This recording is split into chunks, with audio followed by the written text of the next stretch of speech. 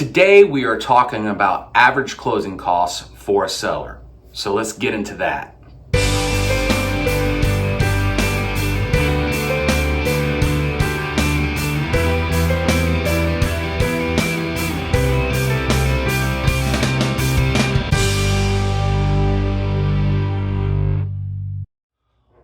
Welcome back to my channel. If this is your first time here with us, thank you for joining us, and please take a moment to subscribe to my channel for Southern Living here in Southeast North Carolina. We post new videos weekly, and we also go live on a weekly basis as well. So let's get into this. Today we are answering the age-old question of what are the average closing costs for a seller. Now we're going to answer that question by asking and answering 5 other questions. So again, let's get into that right now. Luckily, not too many. Yay! The first question that we want to ask is, do you own your own house free and clear? Now, obviously, if you do not own your own house, you have to pay off the mortgage. Now, you don't have to do this beforehand. This is part of the closing cost whenever we're sitting at the table with the lawyer. So that is one of the things that would be part of closing cost. Number 2 is, did you give the buyer any credit? So what I mean by that is warranty, did you give them extra money at the end? So basically buyer's credits. That is also applied with closing cost and as a part of that on the closing disclosure. Number 3, who pays the taxes? I don't live here anymore.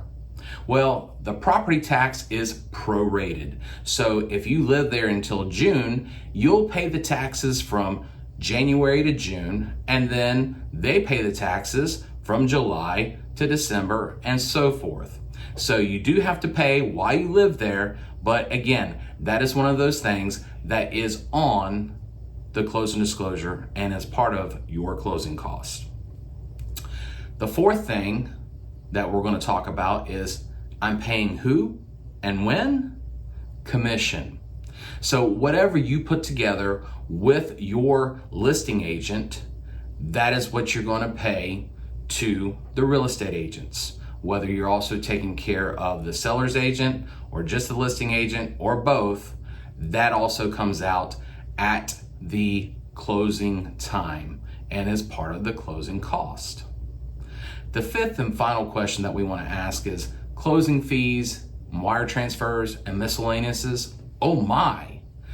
Well, the lawyers got their due date, and when we're sitting at the closing table, the lawyers has their fees. So it might be just a matter of taking care of a couple of small things, like I said, a wire transfer or having an overnight. So those are kind of the miscellaneous fees that you might see sometimes. But at the end of the day, those are the 5 things that we're looking at. So now you know, but do you know how much your house is actually worth? A lot has changed here in the last couple of months in the Southeast North Carolina area. And what I would like to do is give you the opportunity to click the link below, and we would be happy to do a free consultation for you. Now, if you like this video, hit the like button, comment below, share with a friend, and or subscribe. Thank you again for joining me on this video of closing costs for the seller. And at the end of the day, we want you sitting on your front porch sipping sweet tea.